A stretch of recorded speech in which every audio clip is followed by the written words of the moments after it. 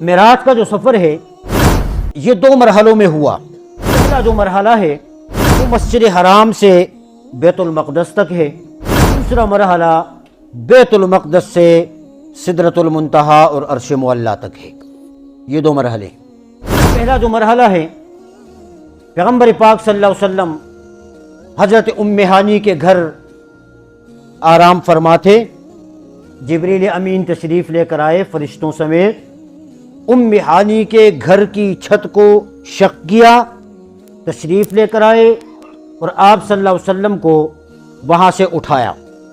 پھر آپ حتیم کعبہ تشریف لے کر گئے، جو زمزم کا کنواں ہے اس کے قریب میں آپ کو لے جایا گیا، اور آپ صلی اللہ علیہ وسلم کے سینہ مبارک کو جبریل امین نے چاک کیا، شق کیا، اور جنت کا ایک تھال اور تشت وہ پاس تھا، اس میں دل کو نکال کر اس تشت میں رکھا اور زمزم کے پانی سے پیغمبر پاک کے قلب مبارک کو دھویا، ایمان اور حکمت اس میں بھر کر پھر اپنی اصلی حالت پر اسے رکھ دیا۔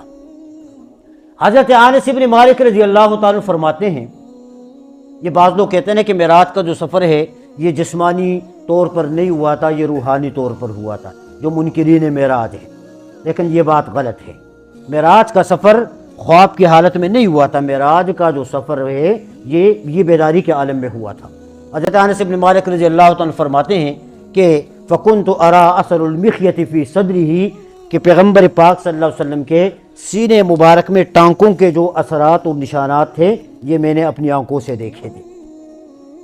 اس کے بعد پیغمبر پاک صلی اللہ علیہ وسلم کو سواری پر سوار کیا، براق کی سواری جو جنت سے لے کر آئے تھے جبریل امین، اس سواری پر سوار ہوئے۔ بعض روایات میں آتا ہے کہ اس سواری پر آگے آپ صلی اللہ علیہ وسلم تشریف فرما ہوئے اور پیچھے ردیف کے طور پر حضرت جبریل امین سوار ہوئے۔ یہ یہاں سے چلیں، یہ پہلا مرحلہ ہے۔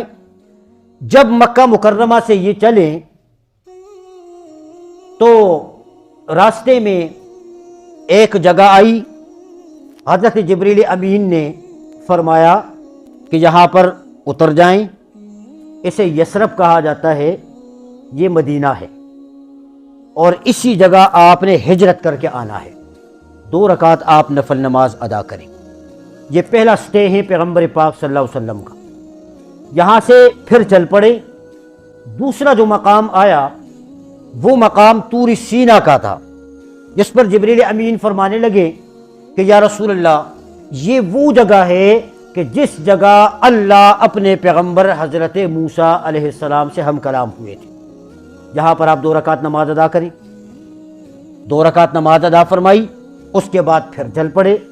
تیسرے مقام پر پہنچے، وہ تیسرا جو مقام تھا وہ مقام مدین ہے۔ حضرت جبریل امین فرمانے لگے کہ یا رسول اللہ، یہ وہ بستی ہے جس میں شعیب علیہ السلام تشریف لے کر آئے تھے۔ 2 رکعت نماز پڑھی، اس کے بعد آگے چلے۔ چوتھے مقام پر پہنچے۔ چوتھا جو مقام تھا وہ بیت اللحم کا تھا۔ آپ نے قیام فرمایا، سٹے کیا، اور اس کے بعد آگے اسی طریقے سے پھر چل پڑے۔ بیت المقدس تک آپ صلی اللہ علیہ وسلم پہنچ گئے۔ بیت المقدس میں اللہ تبارک و تعالی نے حضرات انبیاء کرام کو جمع فرمایا تھا، اور مزے کی بات، یہ سفر ہوا کس وقت تھا؟ یہ عشاء کی نماز کے بعد اور فجر کی نماز سے پہلے کا وقت ہے۔ اس وقت میں یہ سفر ہوا۔ جب آقا کریم صلی اللہ علیہ وسلم بیت المقدس پہنچ گئے، حضرت انس رضی اللہ تعالیٰ فرماتے ہیں کہ جبریل امین نے اپنی یہ سواری اس جگہ پر باندھ دی جس جگہ انبیاء کرام کی سواریاں موجود تھیں، اور اس کے بعد مسجد میں تشریف لے کر آ گئے۔ پیغمبر پاک صلی اللہ علیہ وسلم فرماتے ہیں رأیت الانبیاء جمعوا لی، میں نے انبیاء کو دیکھا کہ ان کو میرے لیے جمع کیا گیا تھا۔ آذان ہوئی، اقامت ہوئی، نماز کا وقت ہوا۔ آقا فرماتے ہیں میں سوچ رہا تھا کہ اذان اور اقامت کے بعد اب جماعت ہوگی، جماعت کے لیے امام کی بھی ضرورت ہوتی ہے، لا بد ان یکون لہم اماما، ان کے لیے امام کا ہونا بھی ضروری ہے۔ بھئی سوچ یہ رہا تھا کہ بھی امامت کرے تو کون؟ اتنے میں جبریل امین نے ہاتھ پکڑا اور پکڑ کر مصلی کے اوپر آپ صلی اللہ علیہ وسلم کو لے کر آ گئے۔ پیغمبر نے فرمایا فَأَمَمْتُ لَهُمْ، میں نے انبیاء کرام کی جماعت کی امامت کروائی، اسی لیے پیغمبر کو امام الانبیاء کہا جاتا ہے۔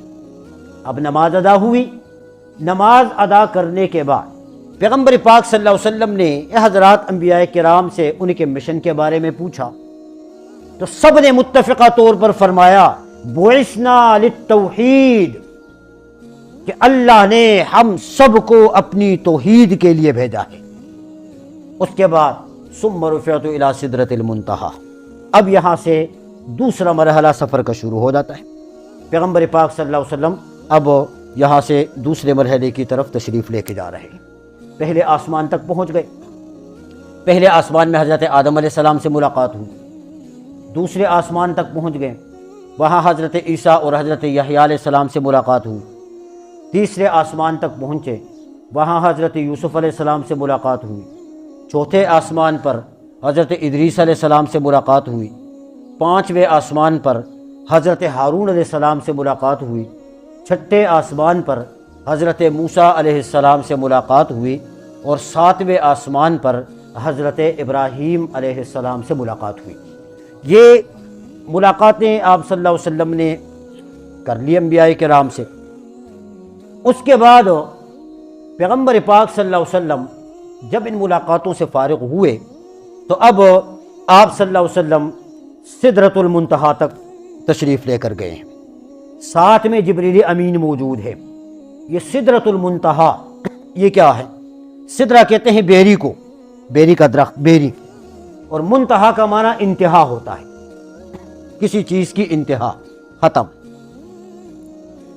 اس کو سدرۃ المنتہی اس لیے کہتے ہیں کہ نیچے فرشتے جو اعمال لے کر جاتے ہیں وہ اسی جگہ تک پہنچ جاتے ہیں، یہ ان کے لیے انتہا ہے، اس جگہ سے آگے وہ نہیں بڑھ سکتے۔ اس کے بعد پھر اوپر والے فرشتے ان اعمال کو لینے کے لیے آتے ہیں، تو اوپر والے فرشتوں کے لیے یہ انتہا اس اعتبار سے ہے کہ وہ نیچے نہیں آتے۔ سمجھ گئے آپ؟ یہ سدرۃ المنتہی۔ اس کے بعد پیغمبر پاک صلی اللہ علیہ وسلم جس جگہ تشریف لے کر گئے اس کا نام تصریف الاقلام ہے، جس جگہ یہ تقدیریں لکھی جاتی ہے، قلم جو چلتا ہے، اس قلم کے چلنے کی آوازیں سنی، اور اس کے بعد ثم رفعت الی سدرۃ المنتہی، پھر آپ صلی اللہ علیہ وسلم اس جگہ سے اوپر کی طرف لے کر گئے، یعنی اوپر پھر عرش کی طرف لے کر گئے۔ جبریل امین سدرۃ المنتہی تک، اس کے بعد جبریل امین اوپر تک نہیں گئے۔ اوپر پھر جب عرش کی طرف آپ صلی اللہ علیہ وسلم تشریف لے کر گئے، پھر اللہ پاک سے آپ کی ملاقات ہوئی، اور اس ملاقات میں کیا گفتگو ہوئی، اس ملاقات میں کیا باتیں ہوئیں، میان عاشق معشوق و رمزیست، کرامن کاتبی را ہم خبر نیست۔ وہ عاشق اور معشوق کے درمیان راز اور نیاز کی باتیں تھی، اس کو کرامن کاتبین کو بھی اس کا علم نہیں تھا۔ اور اس کے بعد پھر آپ صلی اللہ علیہ وسلم واپس تشریف لے کر گئے۔ یہ معراج کا سفر اجمالی اتنا ہی ہے، اس سے آگے معراج کا سفر نہیں۔